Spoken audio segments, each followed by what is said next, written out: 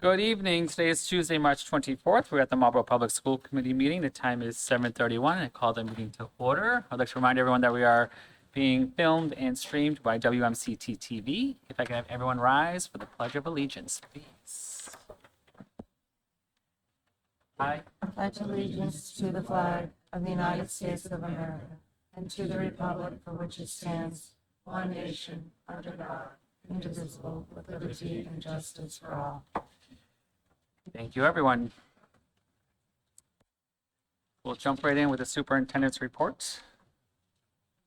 Excellent. Thank you, Mr. Mayor. Good evening, everyone. Very excited to be here tonight. We have some very important items on our agenda, and I'm just going to tee up the first one. Just bear with me one moment. Get our slide deck up here. Should be. There we go. And I do have some hard copies if anyone would prefer, as we're getting those fired up. We have some of those. Anyone need a hard copy? No? I'll actually take Yep. one if you have one. Yeah, no, not at all. There we go. There it is. Take notes. No, if you want to pass them down, I think some others, sure.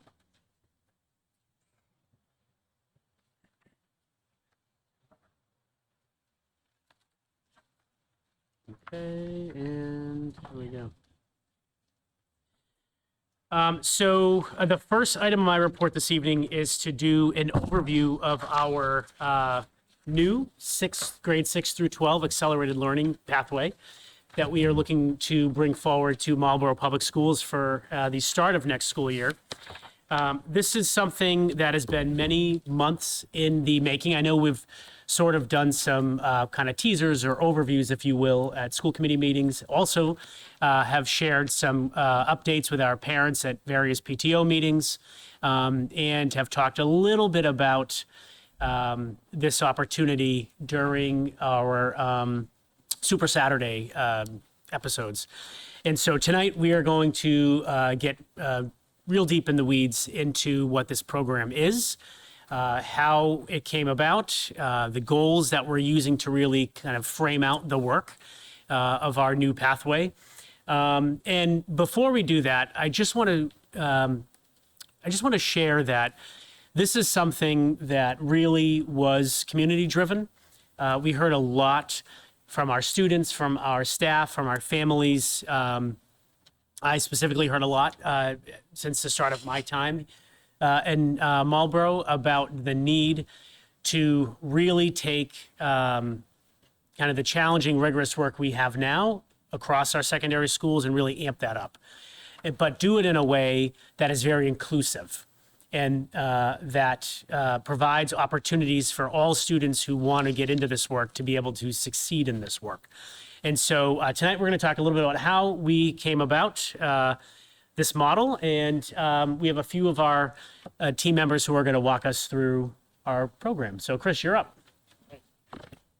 It's green. That means it's on. Good morning or evening, everybody. How are you all today? So before we get into specifics about the accelerated pathway, we want to just spend a few moments talking about where this work comes from, and then to ground this pathway in our broader district focus. So the emerging results of our vision of a learner have been awesome. We've had some listening sessions, we've had teacher input, we've had our faculty input, and we're starting to see some trends in that portrait of a learner. And that is that we want our students to become critical and creative thinkers, connected, collaborative contributors, independent and adaptable learners, and engaged and responsible members of our community. And one of the ways that we are looking to do that is to ensure that we have learning experiences that are both challenging to our students, but also supportive of our students. And so the accelerated learning pathway, it's a direct extension of that commitment that we're creating. So all of those domains, those 4 domains, the work that we've been doing as part of our session are all part of this, and they kind of go into the development.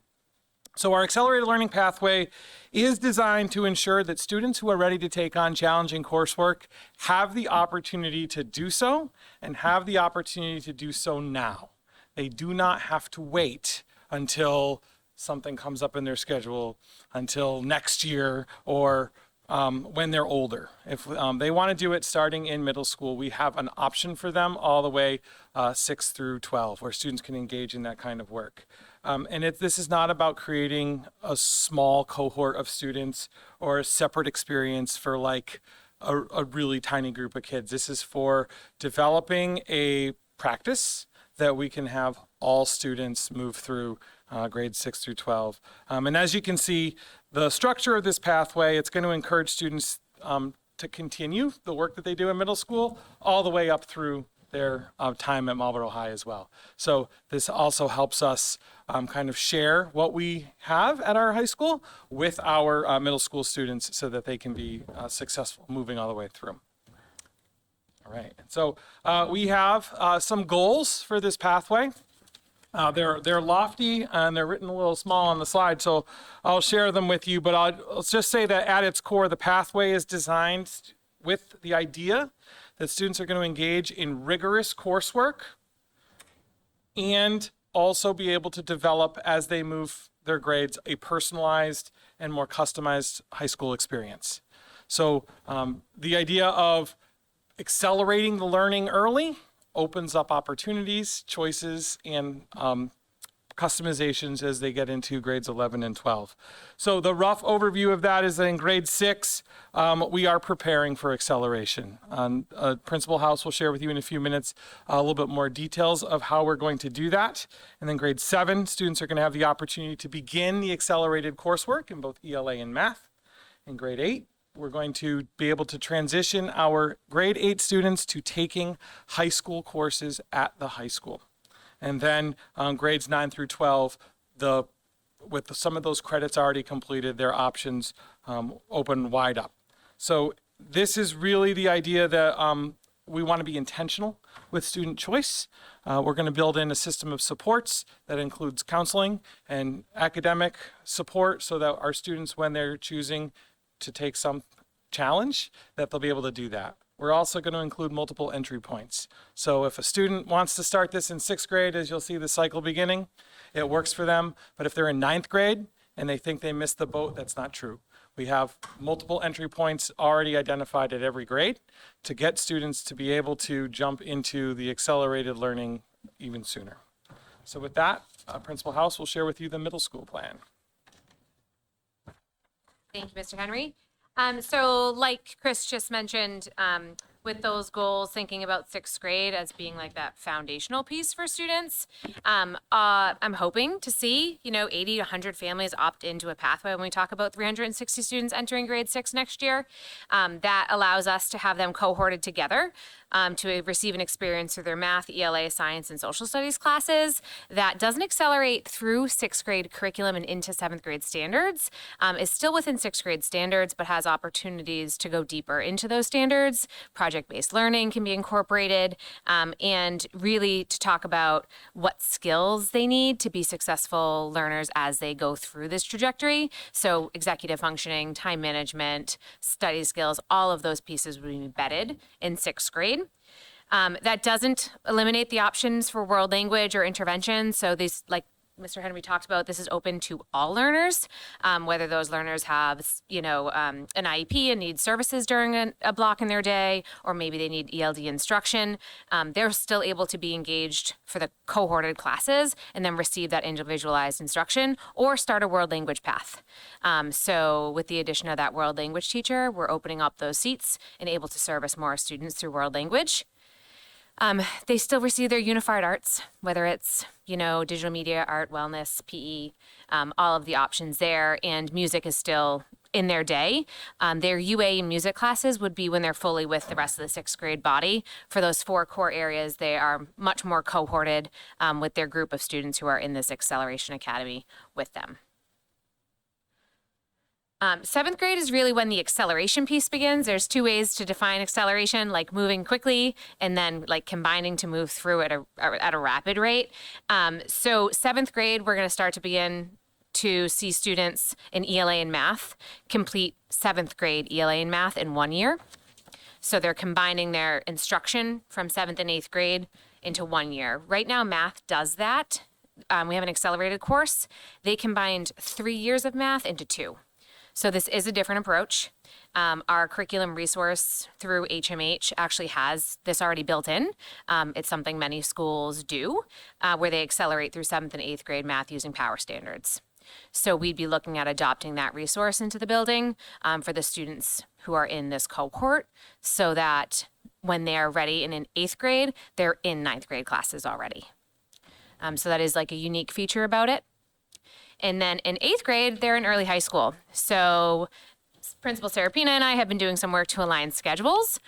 Our vision would be that students in the accelerated pathway actually start the day at MHS, receive their math, ELA, and world language course, and then come back to Whitcomb for the remainder of the day.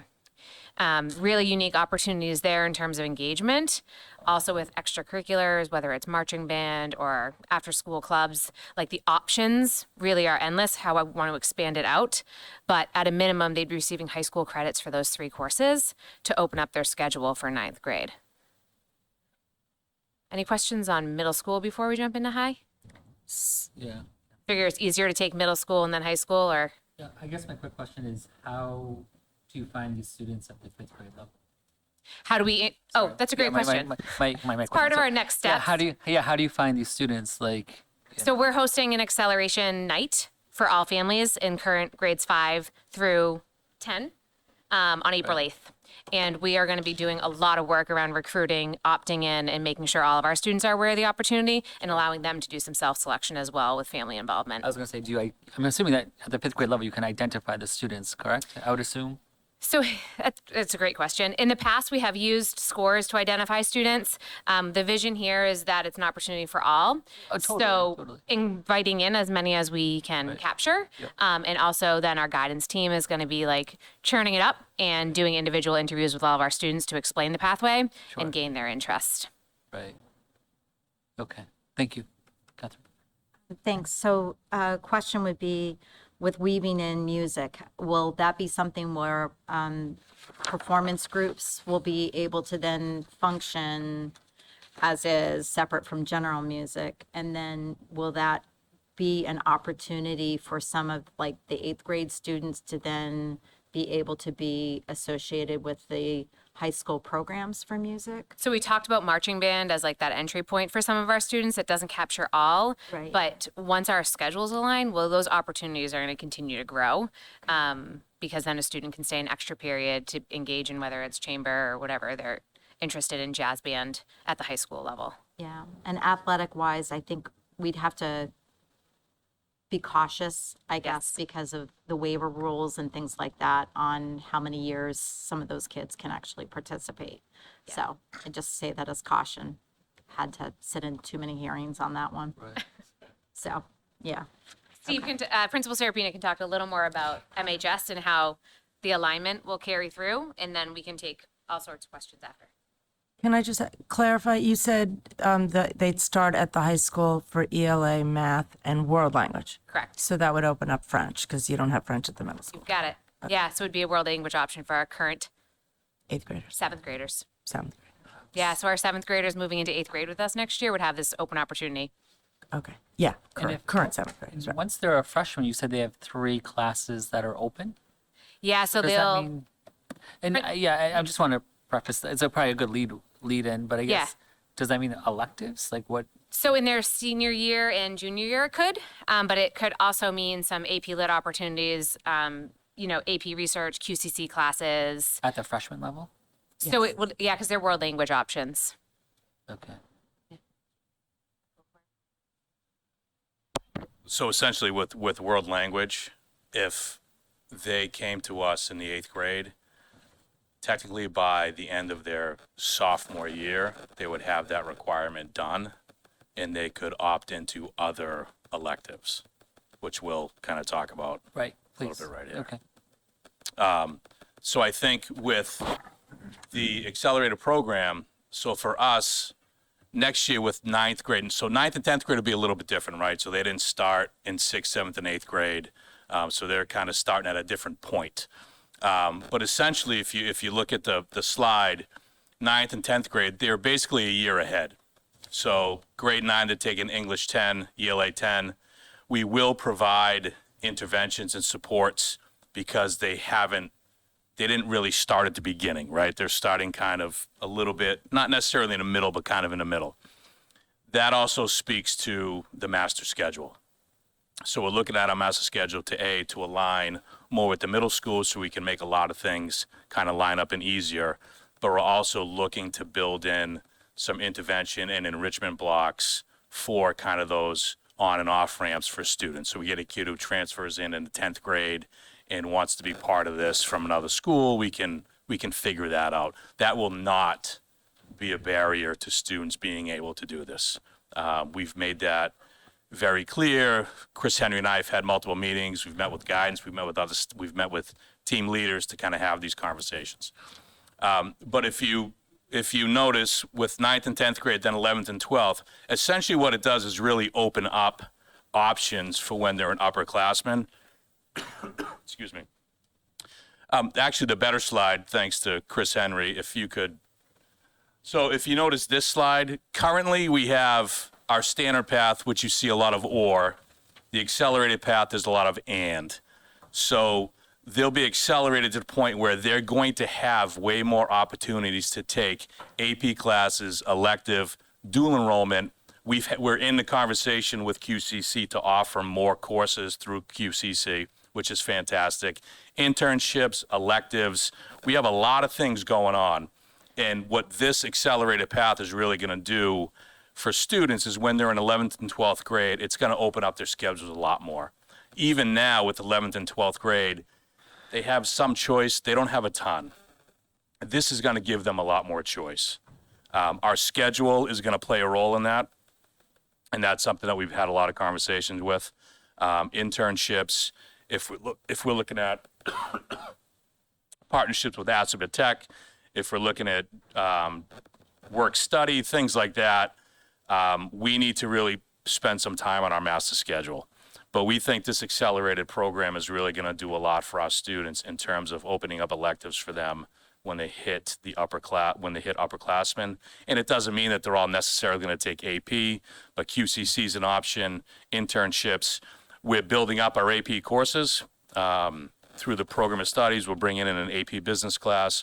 We're looking at bringing in AP research. So really trying to build that program up too, because we've had a lot of conversations here where we really want to give students, all of our students, the opportunity to take an AP class at some point through their high school career, which we think is really important. And we think that this pathway, coupled with some of the schedule models we're looking at, will help do that.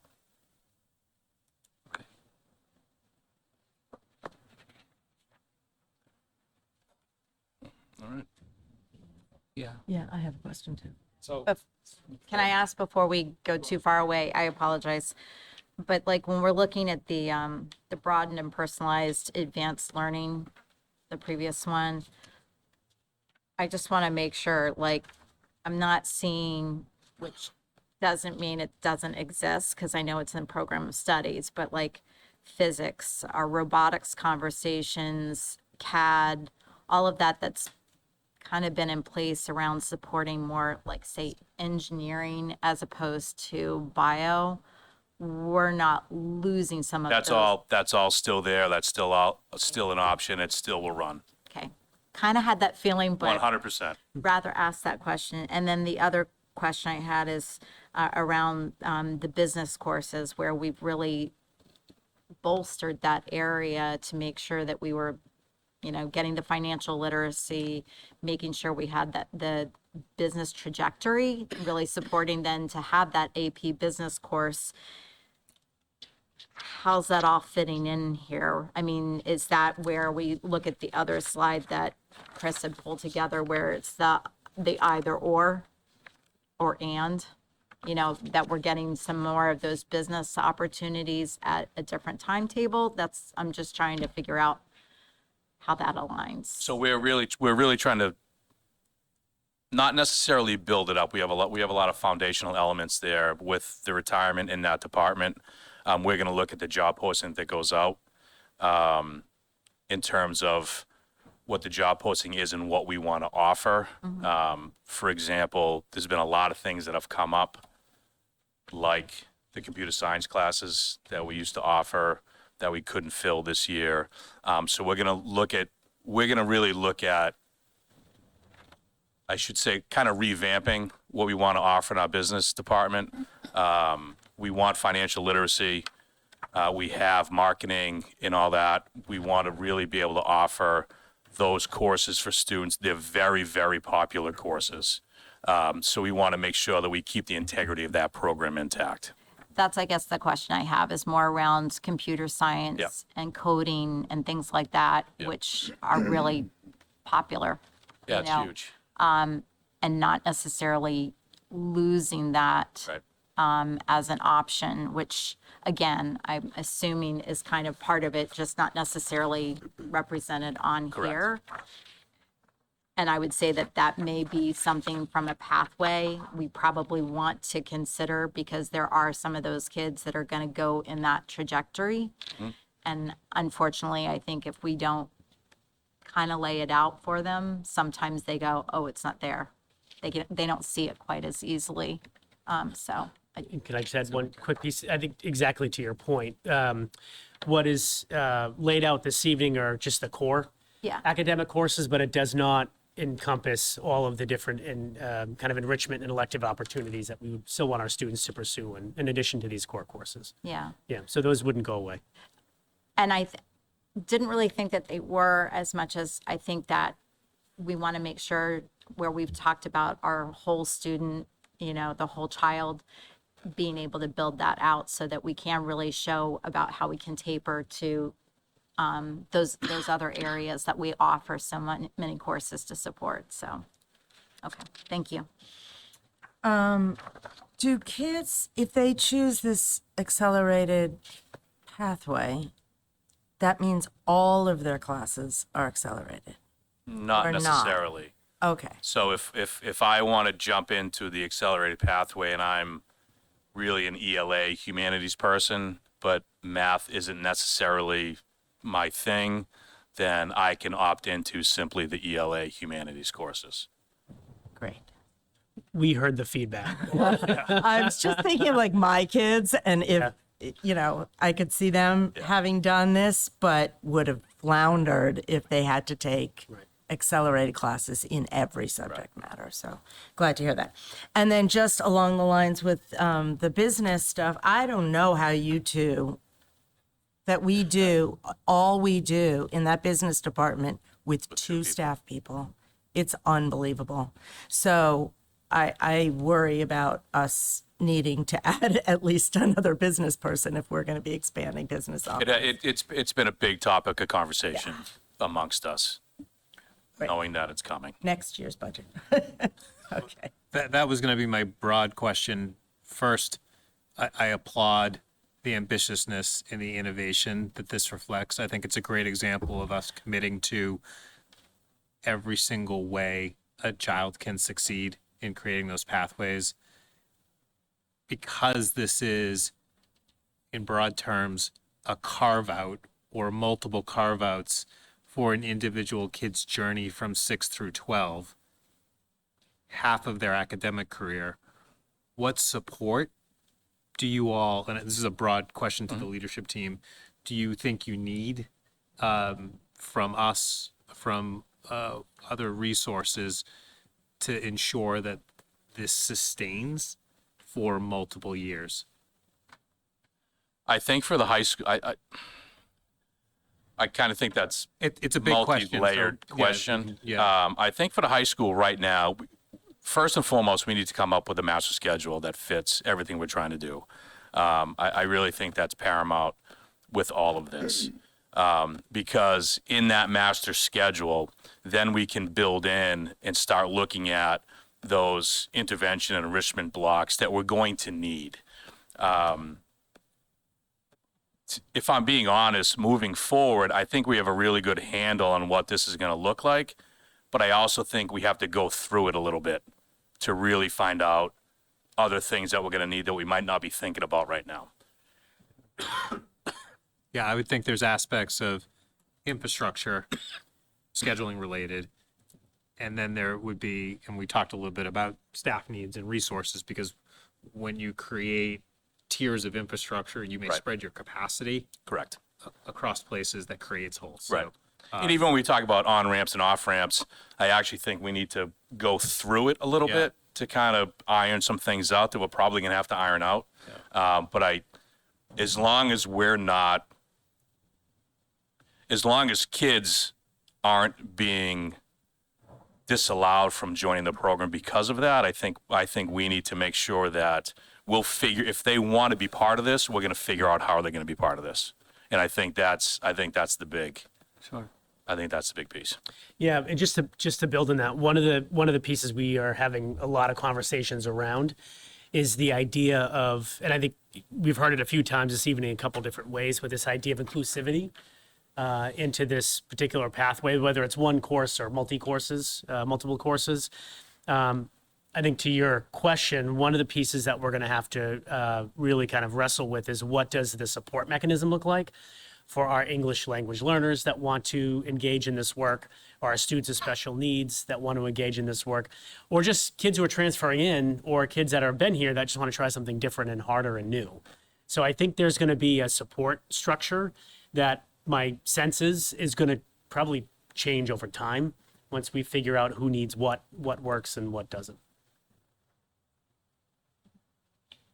Sorry, and one other thing, I guess, in looking at this and thinking about the computer one-on-one situation that we've set up, it seems like we're going to need to be much more thoughtful about the impact of utilizing computers, so that we're teaching the responsibility and the understanding of how powerful the tool is in their hands, right? So learning how to use Excel, learning how to use, like within your science courses, your PowerPoints, things like that, that are normal, commonplace, need to then start being involved within other courses, right? So it's all integrated, as opposed to necessarily having to take a specific course to learn that. You know, it almost seems like that needs to be an element where it's integrated. Like when we were talking about STEM before, and it was no, like STEAM, you know, get everything interrelated. It just seems like that's going to have to be much more of a conversation point. I don't know. So. Anything else? Next steps. Oh, sorry. Dan has one question. Yeah, I'm getting the sense, obviously, there's some physical movement of students during this. Have you figured out how you're going to handle that at this point, or is that still something that's up in the air? Well, we have buses that go to the high school every morning. So we've talked about that, and we've also talked about the transition between the high school and the middle school, whether it would be a bus or whether we would have those students walking across the campus. One of the things that aligning the master schedule has done is it has allowed Principal House and Principal Serapina to like give some flexible time for those students to pass. So whatever that would take, they would be returning back to Whitcomb with enough time to join in with their classes and not miss any time, because they're potentially walking from the high school to the middle school, or fingers crossed, taking some other mode of transportation. Okay, thank you. Thank you. All right, so our next steps are certainly many. This is just a quick snapshot of them. We're working on finalizing our curriculum and identifying what we are going to be doing. As mentioned, the middle school will focus primarily on taking a look at its HMH curriculum and deploying the accelerated 7 and 8 math, examining into reading, and to making sure that we're using the powered standards for into reading, and so we can build our accelerated ELA class, as well as looking at our science courses and our investigating history and the social studies courses to make sure that those are on par with the acceleration piece as well. At the high school, what we're looking to do with these accelerated courses is to designate them with a status of pre-AP. which is a belief and a philosophy from the College Board that is part and parcel of curricular adjustments, teaching guides, and professional development for all of our teachers who are working within the pre-AP classes. So historically, an honors class or an accelerated class would typically mean faster, harder, stricter deadlines, right? That sometimes that's the differentiation between those two courses. We're moving away from that strategy. And so beginning this summer, we've already started to identify our 9 and 10 grade courses, which would receive a pre-AP designation. And so when we talk about what is the difference, it is the same core materials with a overlay. With different instructional strategies and a shared philosophy across those courses. In terms of if a student is doing an activity in their ELA class, they may go down the hall and they may go to their math class. It's also a pre-AP course, and they're doing a very similar activity just with a different subject area. So it's kind of developing modes of thinking and beginning the cross-curricular connections that way as well. And so we've identified some professional development for our staff. So we're not just leaving them out to dry with this, especially at the high school level when we're going to be asking people to do this. We're hopefully going to be offering some time this summer for people to be able to participate in that work. And then we have to continue to build our ecosystem of supports. We've already met with our department heads of EL and special education and figuring out what it is that students need. As they have begun to unpack what this program might mean for their students, they're offering us suggestions, and we're beginning to identify at each school level the supports that need to take place in order for all students to have access to these kinds of courses. And then April 8th, there is a parent informational meeting about this, and then we will continue to work on our schedule and our student onboarding as interest is generated. Now I got one other next step that's not up here. On, I believe it's Friday this week, I'm meeting with the school committee advisory students from the high school. They are very interested in hearing about all, did you know that? Atul, where have you been? Another meeting? They are very interested in hearing more about this particular pathway and some of the other changes, and I'm super eager to get their feedback. We will be able to go through all of this in a way that makes sense and answer the questions that are really important to your advisory council. So excited for that meeting. Have staff been able to say, yeah, I'm interested in being a part of this, interested in the PD, so that way they're self-identifying, or are you all looking at what your needs are and who you feel might step up, or is it a combo of both? Just curious. So I know at the high school level, some of it is going to be dependent upon the schedule. But we do have, say, 2 9th grade teams, and so we would anticipate that we would have an accelerated course, at least within each 9th grade team for ELA, and then for math, which would be Algebra 1. But if we have students who are already completed some of their Algebra 1, we also need to identify teachers in geometry. So those 6, I guess, positions, right? 2 9th grade English and 4 mathematics would be our first folks that would be getting this training. And then moving forward, I bring that to science and world history as well. The middle school? Yeah, I can speak to that. So at the middle school, we're hoping for every team in 6th grade to have professional development and then also ongoing PLC time to talk about it, because all of them will teach one course that's considered accelerated. So we'd like to see within their 5 teaching load, 1 accelerated pathway course. Again, hoping 80 to 100 students opt in. If more, then some teachers will have to teach 2. Let's keep our fingers crossed for that. And then in 7th and 8th grade, we're really just looking for the 7th, 8th grade accelerated math and ELA. And that's through conversations with the department, looking at if we're sending up 40 kids to MHS, that opens up availability in the 8th grade teaching schedule to actually do that work. But I've already had multiple people reach out, excited and eager Okay. around the work. All right. Thank you. And you have accelerated math already, We So do the 3 years into change, 2. yeah. So it's a shift there. Shift, Yeah, but but there's already a teacher. teacher doing it, yeah. Mr. Thane. Yep.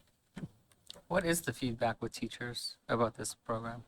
Oh, some positive. Yeah, I can speak to the middle school. They're really excited about the opportunity and have been like fierce advocates of making sure that our students are aware of it and can opt into this and make sure that we can like serve all of our students through the pathway.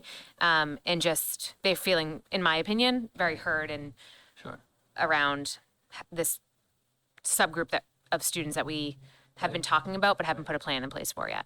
No, it's an exciting Yeah. endeavor. I met with the high school staff yesterday, and Steve can probably speak to this too, but it was a small group. There was about 10 of them. And one of the takeaways for me, and this was something that was actually said, one of the staff members said, like, don't confuse our questions. We're actually really excited about this. This is something we've wanted to do for a long time. We just want to hear a little bit more and a little bit more about the how. So there seemed to be some really good energy in the room, Right. but just a lot of logistic type questions. Sure. Yeah. Well, I think to that point, I think it's been a need for a long time. So it's nice to see. So, Yeah, no, the high school staff, I think, once they had a better understanding of of course. what it was and what it looked like, I think they're on board. I think they're excited about it, and I really think this is going to take off. Yeah. Excellent. So, Good.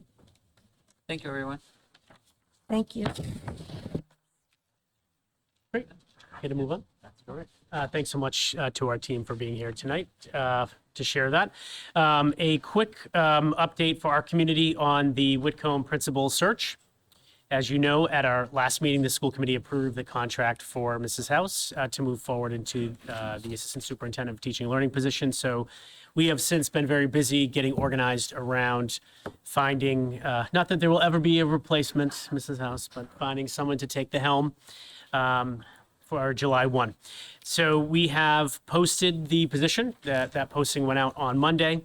We're in the process of recruiting members. We'll be sending a message out to our middle school staff looking for a couple of volunteers of staff members from Whitcomb who would like to join the search committee and get that process really rolling. We will be closing the posting on April 6th. We will be conducting paper screenings, so going through all the resumes on the 7th and 8th of April, and we'll have a first committee meeting on April 9th.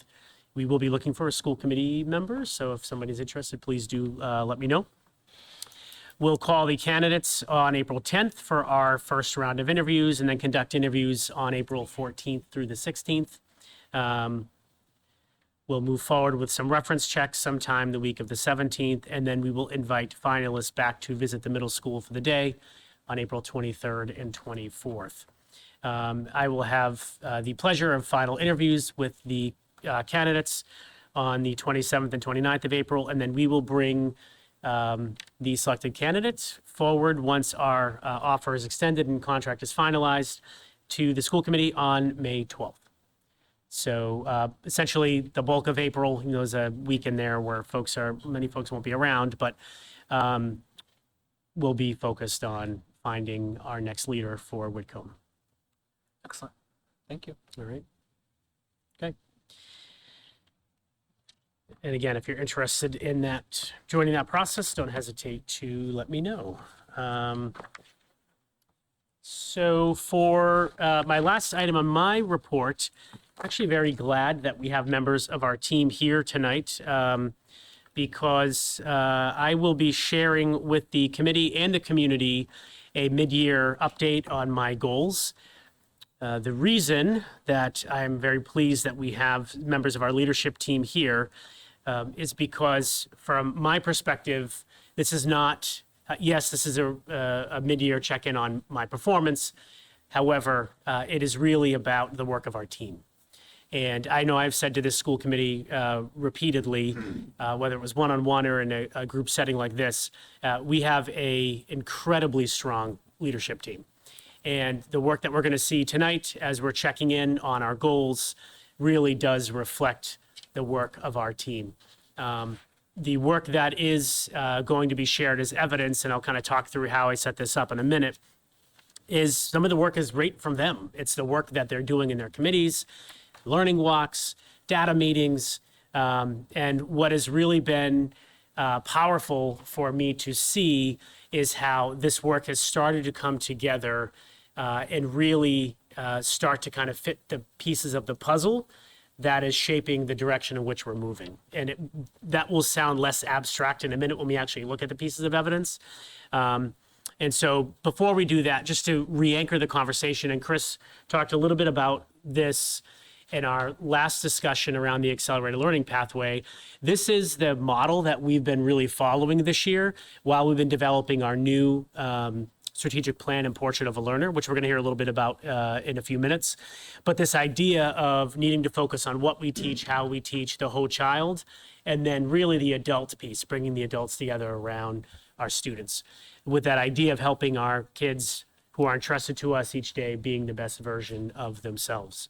We'll hear about that in a minute in one situation from Jane when we talk about an amazing opportunity for one of our high school students. And so this shows up in big ways and it shows up in small ways with really important opportunities and experiences that our students get to participate in. And so this has been and will remain the driving force behind our work. Although, to Chris's point, we are starting to adapt that focus around what we will hear about, again, in a few minutes, around these kind of domains of our portrait of a learner and what we are promising our community we will do for our students. With that, just to kind of reacclimate, the school committee decided to land on a few focus standards.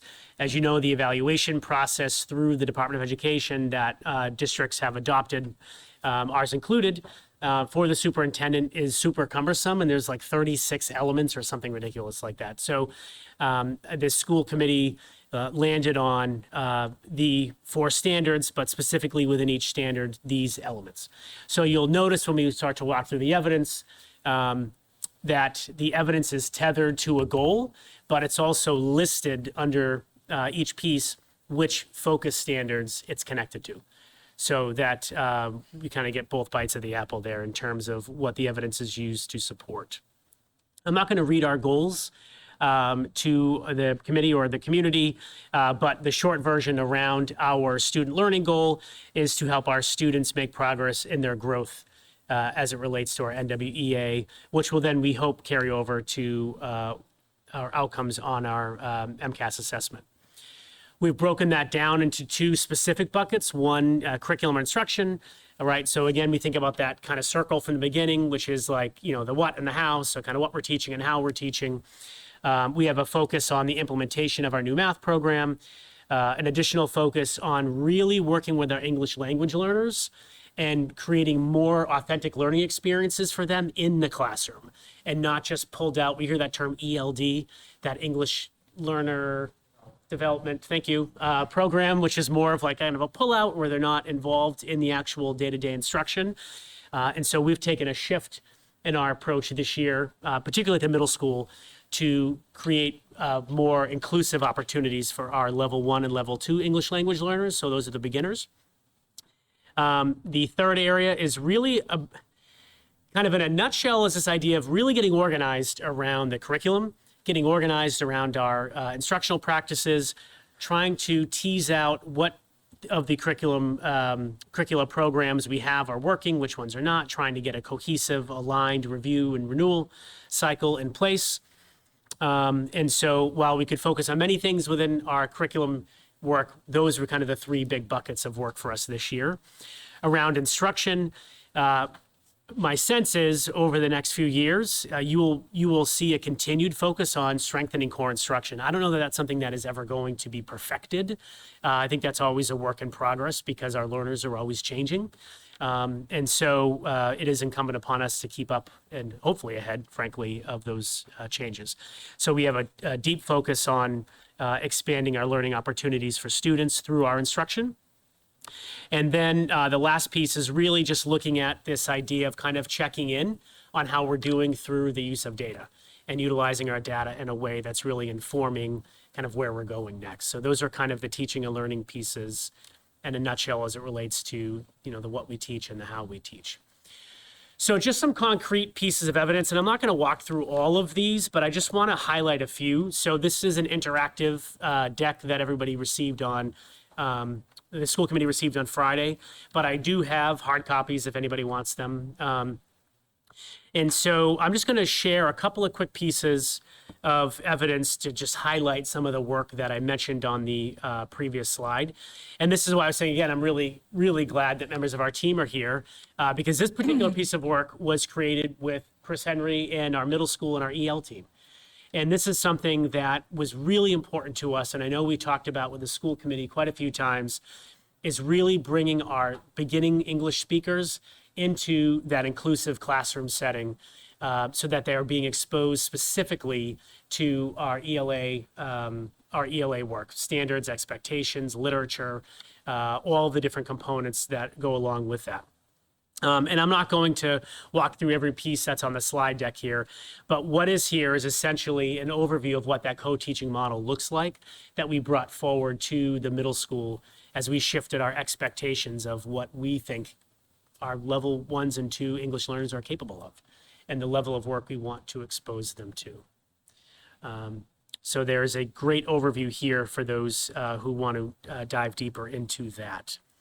Another piece of evidence that I just want to highlight for the committee this evening is a student-teacher data protocol. Now, I want to be clear. This exact protocol is not being used in all of our classrooms. So you could talk to, multiple teachers and you may hear about multiple strategies they're using or templates or structures they're using to have these data conversations with their students. But the idea here was to create an opportunity, a very structured opportunity for teachers to meet with kids about their progress, particularly as it relates to our NWEA data. That's an important piece because that assessment we know gives us a ton of information about how the students are progressing, both with their achievement, so how they're mastering standards or working toward that mastery, and in their growth, so how they did from their last test to their current test. Kids want to know how they do, and so we want to make sure that we're creating the space and opportunity for teachers to talk to our students about that.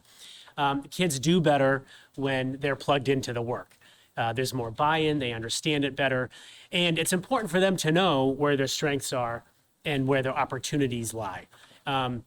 Sometimes we forget, what it means to be 10 and to be in 5th grade, and I can tell you I certainly wasn't thinking about adding fractions with different denominators, but it was something that we needed to do and the kids needed to learn, right? So the importance of sitting down and having these conversations with our students is critically important. And then lastly, just wanted to share a highlight of something that I'm very proud of. And I know that Dr. Skaza went over our middle of year data already, so I'm certainly not going to walk through this. We just had this conversation at the end of February. And again, that was intentional to kind of tee up for this discussion, so we weren't kind of integrating all of that into one meeting. It's a lot of information and a lot of time. But this work was really processed at what we now have at the district level as a district instructional leadership team. So that is actually different. You hear us often refer to our leadership team, which we have members of here this evening, but we also have a district instructional leadership team that now meets, so far we've met twice, we'll have 3 meetings this year. But that district ILT includes members of the school-based instructional leadership team that meet to talk about how our kids are doing, what's working, what's not, and what's next. And so I just wanted to highlight that because that is a really important piece of the work that I'm really proud of. And it's quite powerful to sit in that room, and I know I've said this before, but with educators from all 7 of our buildings in various positions. Some are interventionists, some are assistant principals, ETLs, some are classroom teachers, and just hearing them talk about the work and how hard everybody is trying to kind of push students towards greater levels of achievement and growth is really quite moving.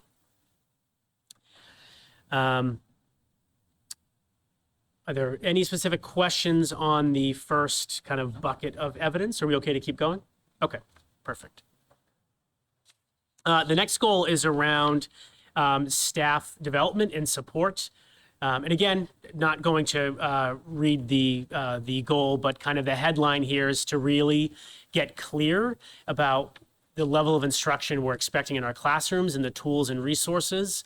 And again, that idea of kind of aligning the adults around the kids, that's really where this piece comes into play. There is not an adult in our school system who is not important and who that doesn't, that does not matter to the growth of our students, whether it's academic or it's social emotional behavioral. And so this goal really capitalizes on that. There's only a few pieces of evidence here because in our prior slide that I was kind of walking through, there's some overlap. So you're going to see some goals that can kind of fit in a couple of different places. And that's actually good.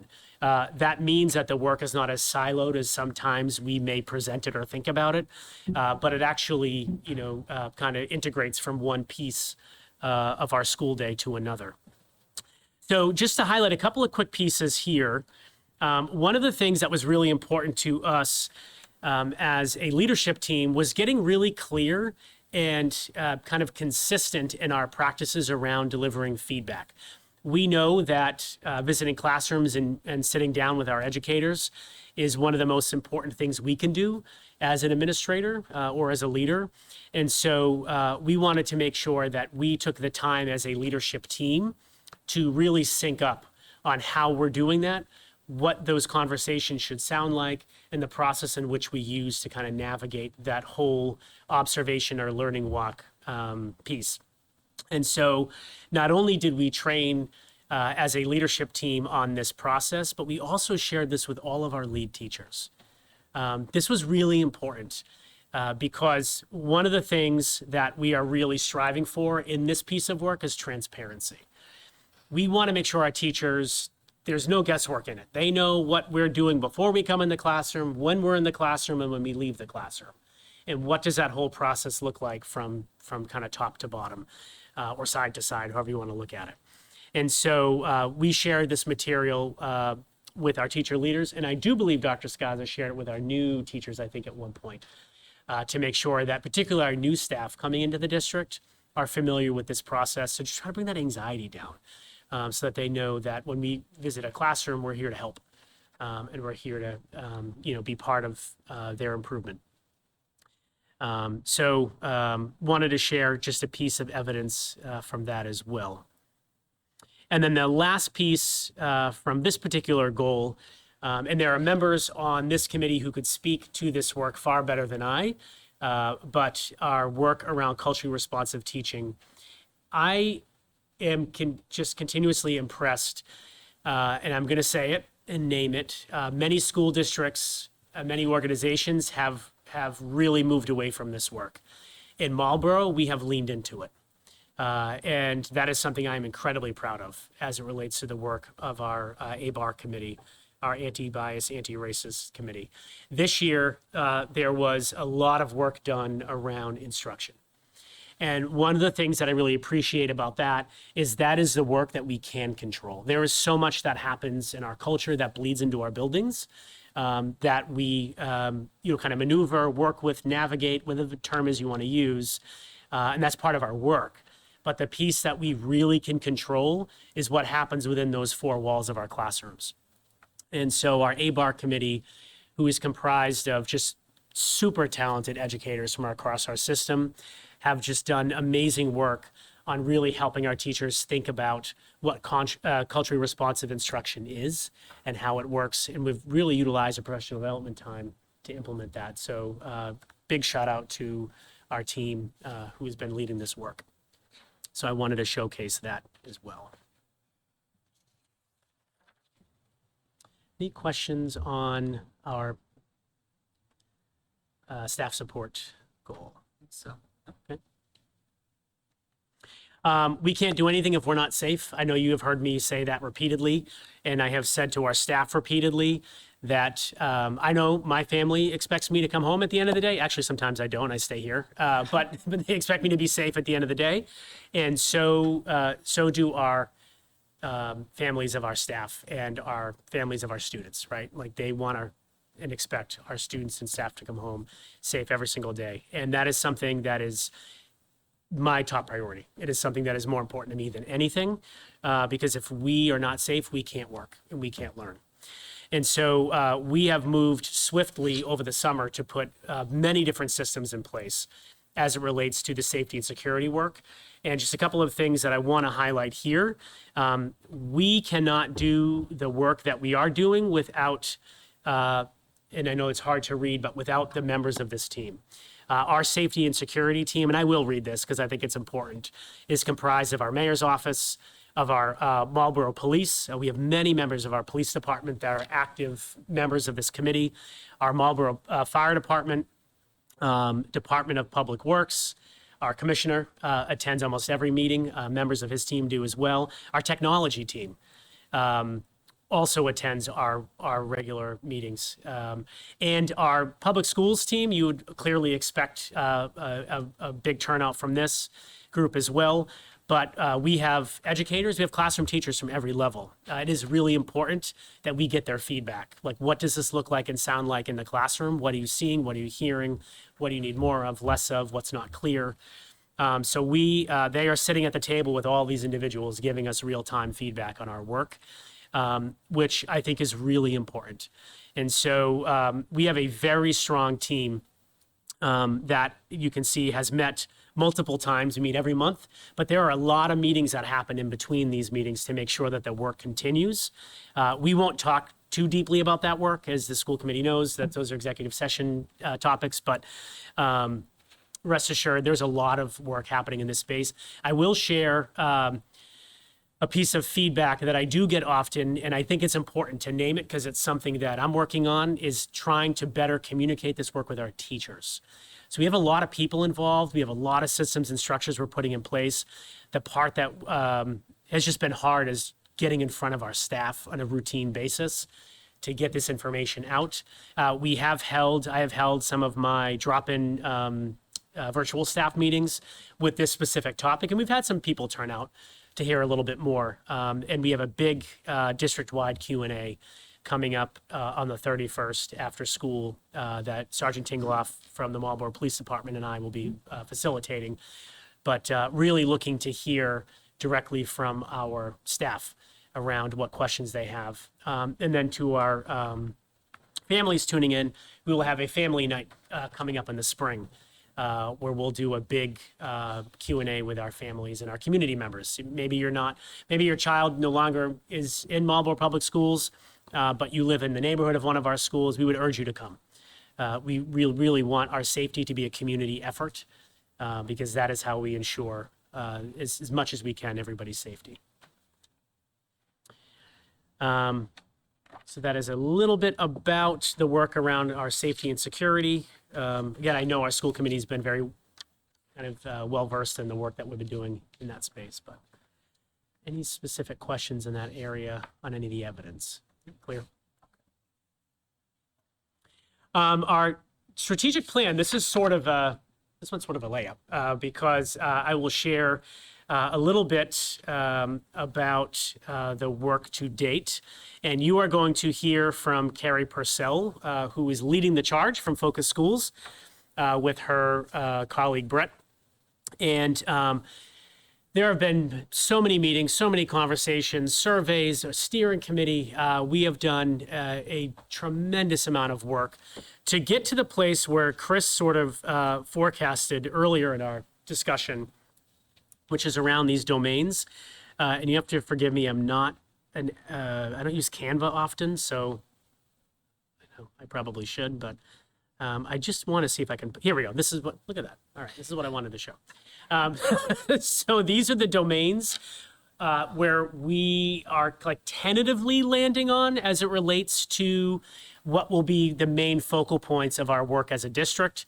And again, Chris kind of forecasted this idea of critical and creative thinking, connected and collaborative learners as it relates to our students and to our school community, students who are independent and adaptable, and then students who are engaged and responsible.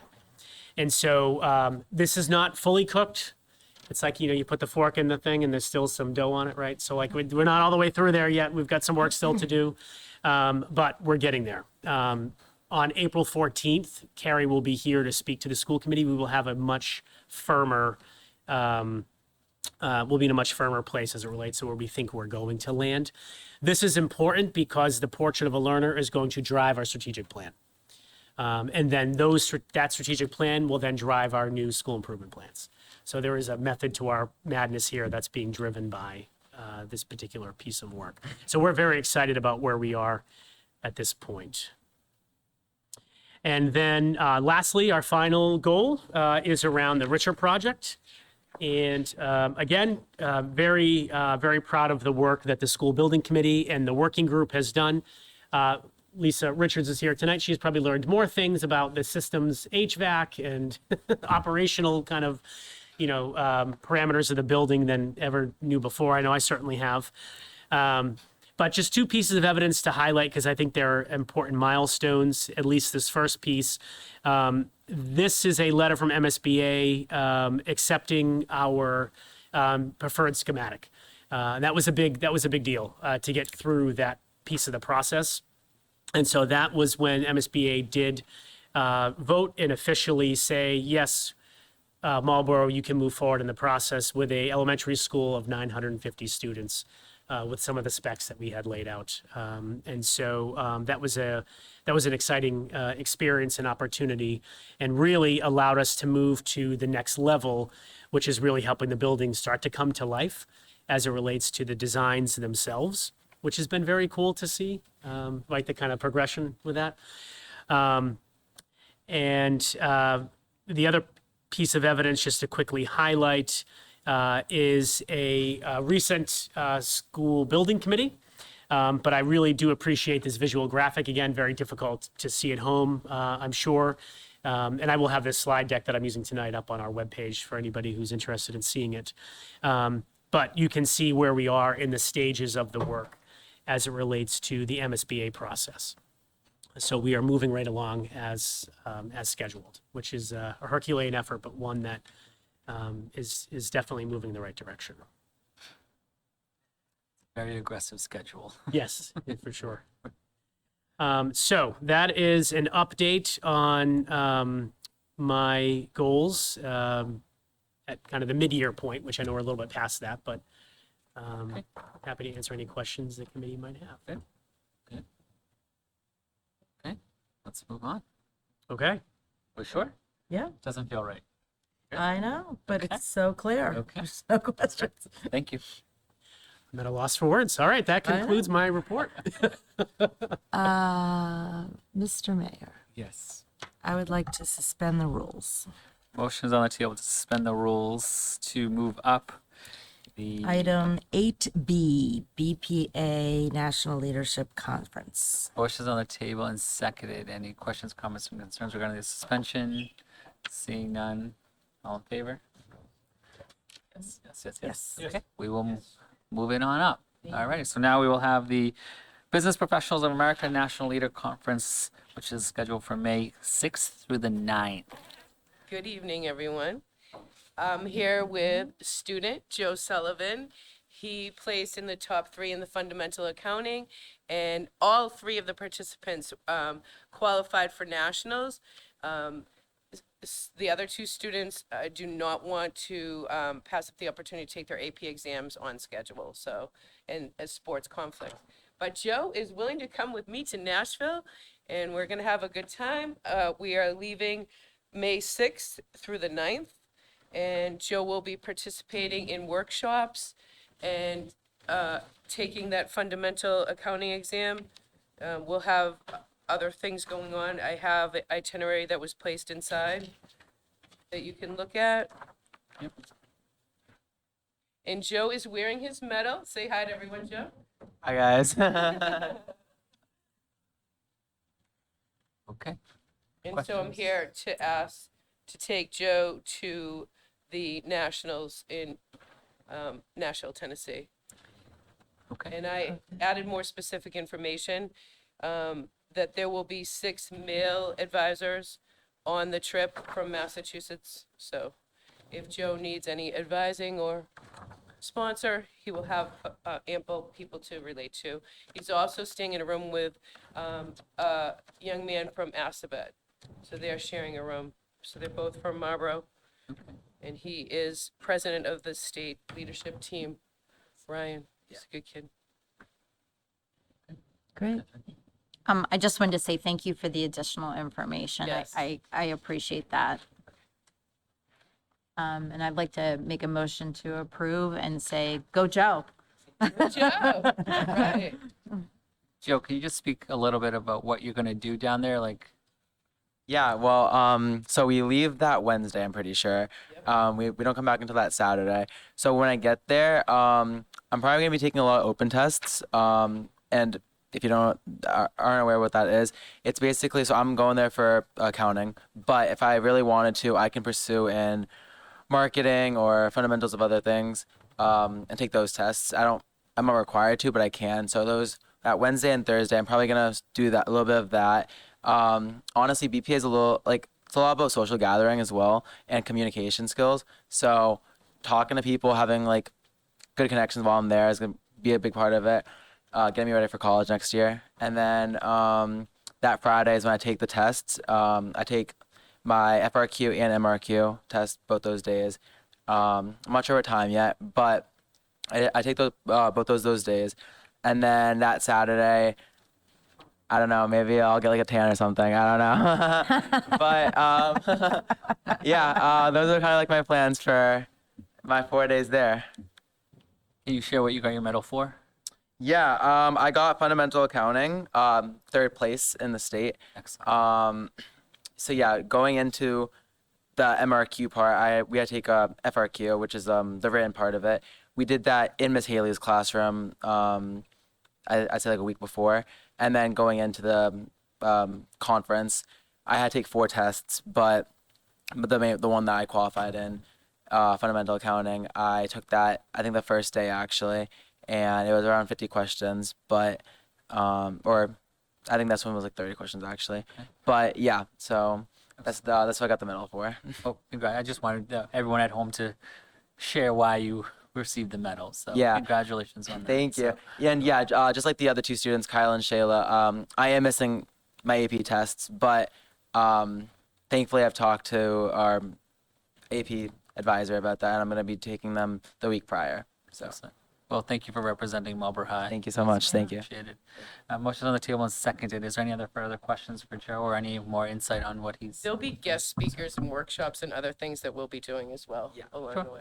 So not so much tanning. Is that what you're Yeah. trying to say? Is that what you're alluding to? No. Maybe they just pipe it into the tanning booth so you can listen. Yeah, let Joe have some fun, huh? Joe, are you planning on studying business in college? Yeah, I'm going. I'm going next year to Bridgewater State for hospitality management. I'm also swimming D3 there. But Awesome.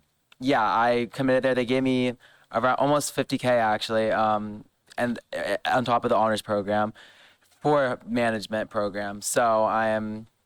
It's probably that's probably why I'm going to go there. But yeah, management for sure. Great. Fantastic. Thank you so much. Great. Thank you.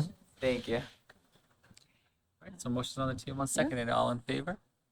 Yes, motion carries. Congratulations Okay. and enjoy. Yeah. Have fun. Best of luck to you. Good luck. I want to say thank you and goodbye to the school committee. It's been a pleasure working with you. Oh. Yeah. A pleasure having you come so often to give us updates too, by the way. It's been great. Thank you for your work. Okay. Enjoy retirement. So we're moving back to the order of the agenda. So item number 4, Assistant Superintendent of Teaching and Learning. Dr. Scott. Thank you, Mr. Mayor. Spring MCAS testing is here. Our schools are preparing to administer the MCAS test in ELA, Math, Science, and History. Marlboro High School held a successful practice test on March 12th, and Marlboro High School did finish their first session of ELA testing this morning. Mr. Henry was there supporting the test administration along with Mr. Travers, and aside from a few glitches with this system, the testing went successful and we are done with day 1. So session 2 will be tomorrow, March 25th. And then during the upcoming months, the high school will administer the math test on May 19th and 20th and the science test on June 2nd and 3rd. Practice tests for Whitcomb in the elementary schools, grades 3 through 8, will take place on March 31st. And then the official MCAS testing for Whitcomb in the elementary schools launches the first session of ELA scheduled for Tuesday, April 7th, and session 2 of ELA on Wednesday, April 8th. The grades 3 through 8 math tests will be on Tuesday, May 12th and Wednesday, May 13th. And then the science, technology, and engineering tests for grades 3 through 8 will be administered on Monday, May 18th and Tuesday, May 19th. And then finally, grade 8 civics performance task will be on Wednesday, May 27th, and the end of course exam on Thursday, May 28th. Again, supported by Chris Henry and Michael Lessert, our assistant principals and educational team leaders are doing a great job preparing for the administration of these high-stakes assessments. Moving on, we have a grant award on the horizon. We're actually headed to Norwood tomorrow to the grant convening. This is for the Investigating Histories grant. I'm pleased to announce that we have been awarded a grant from the 1-8 Foundation for our Investigating History Magnify program. The Investigating History curriculum is currently used in our grades 5 through 7 social studies blocks and classrooms. And the grant award offers MPS the ability to introduce the curriculum into our grade 3 and 4 classrooms. We are thrilled to have our teachers and students participating in high-quality learning through investigating history and are excited about the impact of this IH curriculum, professional development, and aligned supports we will have for our students. Special thank you to our elementary principals who have led the charge with the grant applications and requirements. Our current IH teachers in grades 5 through 7 attend their next training, or attended today, March 24th, and the elementary principals and I attend an Investigating History leader session tomorrow, March 25th. We're headed to Norwood, Mass. I will continue to inform the school committee on the progress of this large-scale curriculum adoption. We have a big night coming up on the horizon. It's a 2-for-1 event here, the Citywide Art Show and the Wellness Night.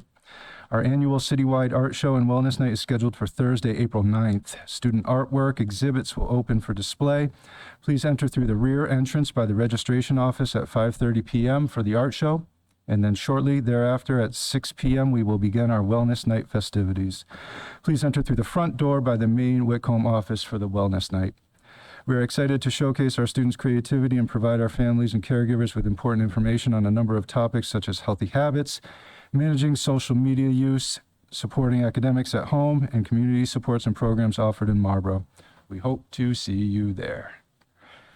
And then finally, we have a great opportunity coming up for our administrative team. The CASE conference, otherwise known as Compensatory Education Conference, is on the horizon and scheduled for April 9th and 10th. The conference is designed to support districts with strategic planning around instructional practices and priorities. And Principal House and Chris Henry will be leading our team of attending administrators.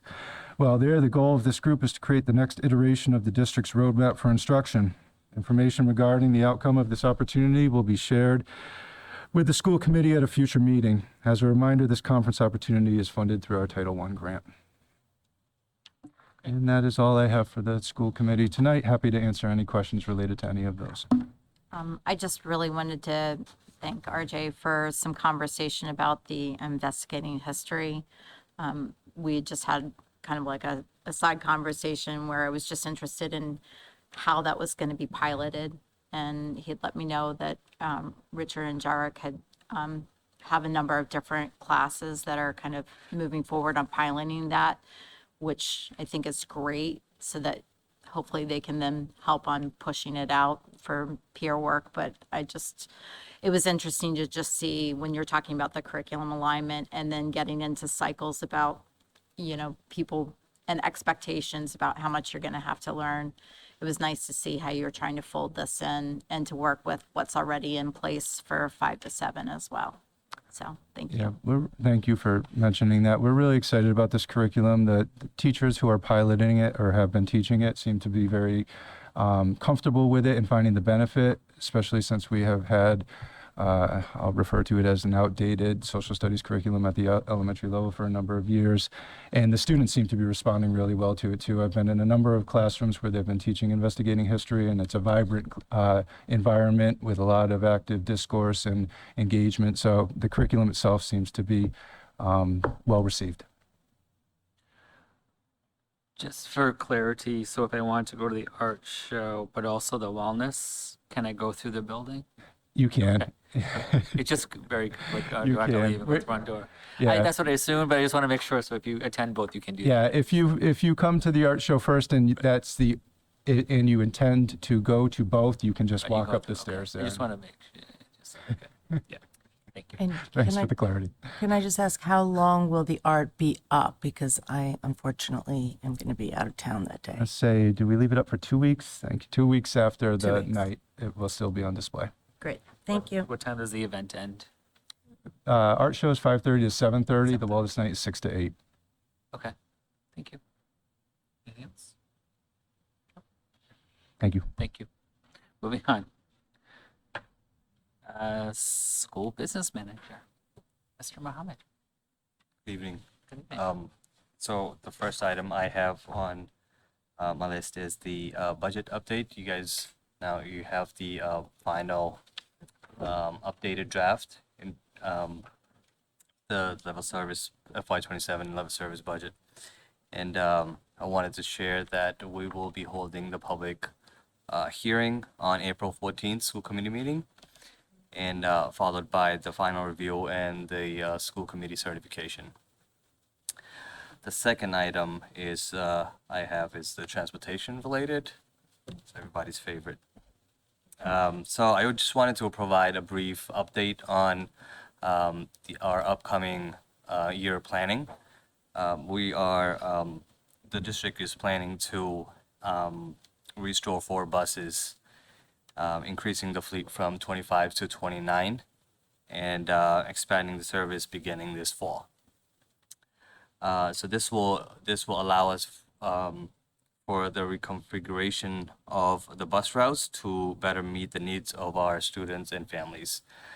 So we are actually analyzing and verifying student addresses, looking at reviewing walking zones, and also evaluating mileage thresholds to identify potential groups of walkers and groups of students that may become eligible for transportation in the upcoming school year. So these proactive approach will ensure that we are well prepared for our next year transportation needs. So just wanted to give you an update, and also we'll keep you updated as we go through this process. Throughout. Thank you. Anything else? Questions? Okay, let's move on. Acceptance of minutes. Minutes of February 24th, 2026 school committee meeting. Motion to approve the minutes of February 24th, 2026. Motion's on the table and seconded. Questions, comments, concerns regarding February 24th meeting? Seeing none, all in favor. Motion carries. Moving on to minutes of March 10th, 2026 school committee meeting.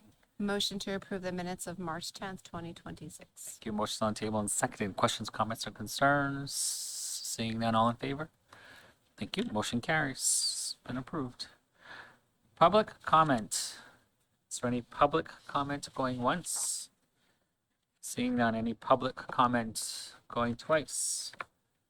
Seeing none. Any public comment, last and final offer for public comment?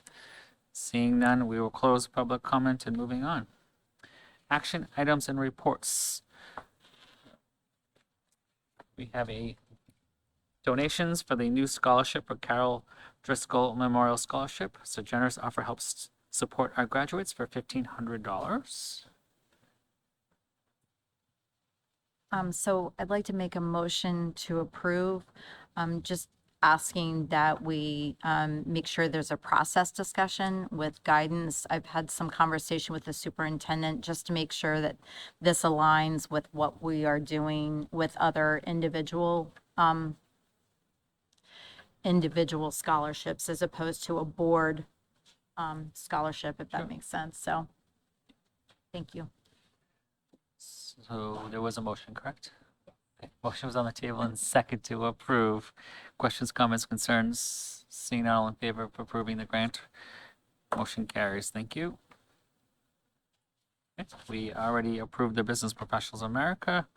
So we are moving down to fiscal year 26 FC 510 optional Gleam 6 through 12th extension grant for supports and improvement to schools' multi-tiered system of support of literacy for $31,000. Motion to approve. Motion to approve is on the table and seconded. Questions, comments, concerns? Seeing none, all in favor? Grant for $31,000 has been approved. Thank you. And then we need a motion to request to submit fiscal year 26 budget for public hearing. That'll be set for Dr. Muhammad's report. April.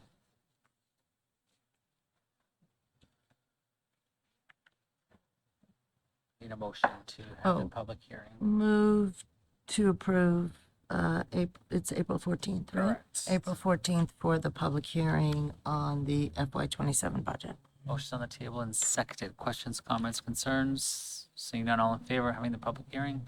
Motion carries. Thank you. Moving on to reports of school committee subcommittee. Going once, going twice, none? Okay. Moving on, members forum. Mr. O'Toole. Hello. I do have good news today. So this past week, we have been notified by VEX that we did qualify. Yes! Shocking. Really? So apparently, I think we were on the wait list. We signed up for the wait list, and because we were 1 point away and we did win an award, they brought us on. So we got invited to go for the second time in Marlboro High School history. So that's really cool, and 2 consecutive years. So we'll be hopefully going to St. Louis. I'm sure they'll bring up something just like the PTA did. But yeah, so now we're working on our new robot, and it's pretty Okay. cool. Yeah. What are the dates? Do you know? It's April break. So April. if it's perfectly, we won't miss any AP exams this year. So Oh, nice. good. That's great. Congratulations. Thank you. That's awesome. It's Great very news. exciting. Okay. Anything else? Yeah. Just, I had reviewed the warrant. I had a couple questions which Mohammed was able to answer, just to make sure that you all are aware there was a larger payment for the TNTP. That's anticipated, but I just, so you guys know, okay? Everything's good and I'll sign it. Thank you. Anyone else? I just want to say great job to the middle school production of Newsies was fantastic. It's really great. Really great show. And also a shout out to this coming weekend. The music department has several MICA competitions. The Concert and Choral Festival is this weekend, and for wind ensemble and concert band and lots of other a cappella as well. Okay. So yeah. Thank you. I want to echo the congratulations to the middle school. And I was really impressed. I mean, the talent of the kids They were really great. in middle school was like remarkable. But there were a lot of high school students that came down to help the process, which I thought was amazing. They were backstage, they were supporting, they were in the front. They really went down and showed some really great leadership. Yeah. On They top were of there the staff. entire week leading up to the Leading show. up to it, yeah. It So, felt like a high school production. Oh. The singing, the dancing, Yeah. it was really great. and I think an alumnus of the district came back to help with the lighting or sound. Yeah. So it was really a community effort, and the staff, obviously when you're dealing with middle school students, they probably need a little bit more guidance than high school students. So the staff that are involved really worked very hard. Yeah. It was amazing. Yes. We'll go right around. Yeah. I know we have a saying, choose Marlboro. And I think tonight we heard several compelling examples as to why that's the right choice, from the Accelerated Pathways Program to the superintendent's mid-year report to the music theater accolades. And gosh, it was Friday last week, Vice Chair Michelle and I had the chance to spend time with candidates for our Akaruno Japan Exchange Program. That, to me, is another great opportunity and offering as part of the Marlboro school system. So wanted to just formally recognize that in addition to everything else we've heard tonight. Thank you. Mr. Gross. I'm going to echo also. I, having been charged with putting on a number of shows when I taught middle school, I always avoided matinees because, in my experience, people who come to the matinee are the ones who've already seen the show twice. So if there are jokes, they don't necessarily laugh because they've already heard them. And sometimes the cast obviously has some kind of fatigue. These kids were not. They started with a great momentum and they kept it going and brought the audience right along with them from beginning to end. And from my standpoint, that's an amazing thing to do because I could never get them to do it when I taught. Excellent. Thank you. Yes. One other thing, a number of us will be attending Day on the Hill for school committees, so that's going to be this next Monday. Hopefully speaking with some of our legislators to keep them on their toes. How about that? And as well, next week on Thursday, MIAA is having their annual meeting. I know that our principal and our athletic director will be there, and I'll be there for the board, but just wanted to make you aware. Okay. Thank you. Oh, and I guess I have, looking ahead, our next meeting is the 14th, so I will be the week prior at the NSBA National Conference in San Antonio from the 9th to the 13th. But I will be home in time for the meeting. Excellent.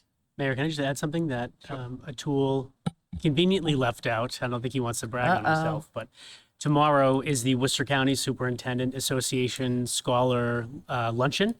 We will be recognizing Atul and Shayla Ramon with 75 other scholars from each of our Worcester County districts. And as someone who's on that board and put that event together, like crazy proud of our two honorees. So can't wait to celebrate with them tomorrow at Holy Cross.